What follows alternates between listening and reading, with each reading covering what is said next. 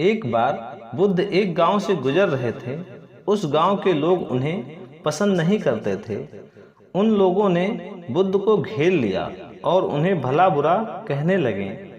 गांव वालों का सरदार सबसे ज्यादा नाराज था। वो बुद्ध को गालियां ही देने लगा, पर बुद्ध इन सब से बेपरवाह मंद मंद मुस्कुराते रहे। सरदार काफी देर तक बुद्ध को गालियां देते रहा, लेकिन कुछ ही देर में उसका मुंह सूखने लगा, जिससे वह चुप हो गया। ये देख बुद्ध बोले, अगर तुम्हारी बातें समाप्त हो गई हों तो मैं आगे बढ़ूं। मुझे आगे वाले गांव में जाना है, वहां के लोग मेरी प्रतीक्षा कर रहे होंगे। ये देखकर गांव का एक व्यक्ति बोला, हम लोग तुम्हारा अपमान कर रहे हैं, तुम्हें गालियां दे रहे हैं, लेकिन तुम इसका जवाब देने के बजाय मुस्कुरा रहे हो।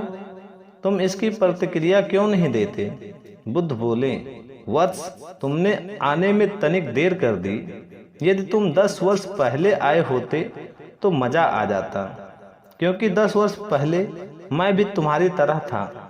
अगर उस समय तुम मुझे भला बुरा कहते, गालियां देते, तो मैं भी क्रोधित हो जाता। मैं तुम्हें इससे भी अधिक गालियां देता, हो सकता है हाथापाई पर भी उतर आता।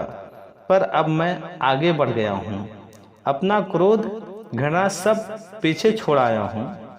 अब मैं उस जगह पर पहुँच गया हूँ जहाँ तुम्हारी गालियाँ पहुँचने में असमर्थ हैं। तुमने मुझे गालियाँ दी, ये तुम्हारी भावना है, लेकिन तुम्हारी यह भावना मुझ तक पहुँच ही नहीं रही है। मैं इससे आवेशित तभी हूँगा जब मैं इसे भागीदार हो जाऊँगा, जब मैं इसे स्वीकार कर लूँगा। लेकिन मैं तुम्हारी इस क्रिया से निरपेक्ष हूँ, इससे बहुत दूर हूँ, इसीलिए मैं अब पहले की तरह शांत हूँ। ये सुनकर सरदार बोला, अरे ऐसे कैसे? मैंने तो तुम्हें गालियाँ दी और वो पूरे गांव वालों के सामने दी, फिर उसे लेने या ना लेने का क्या मतलब? बुद्ध बोले, वत्स, कल मैं एक गांव में गया था।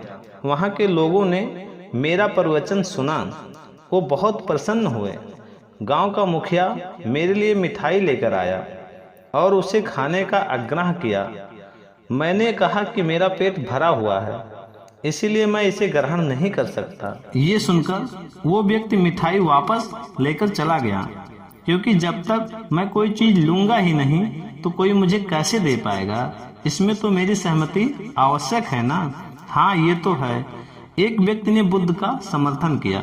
बुद्ध ने पुनः पूछा, जब मैंने मिठाई लेने से मना कर दिया तो उन लोगों ने उसका क्या किया होगा? उन्होंने मिठाई अपने परिवार वालों में बांट दी होगी। व्यक्ति ने जवाब दिया। बुद्ध ने कहा, ठीक कहा तुमने। उस मिठाई की तरह ही तुम मेरे लिए गालियां लेकर आए हो और चाहते हो कि मैं इनको ग्रहण करूं, पर भाई मैं इन्हें लेता ही नहीं। अब बताओ तुम इनका क्या करोगे? उस व्यक्ति के पास इसका कोई जवाब नहीं था। बुद्ध पुनः बोले, मुझे तुम पर दया आती है वत्स। अरे, क्रोध तो मुझे तब आएगा जब मैं ये गालियां ले लूंगा, और जब मैं गालियां लेता ही नहीं तो क्रोध का तो सवाल ही नहीं उठता।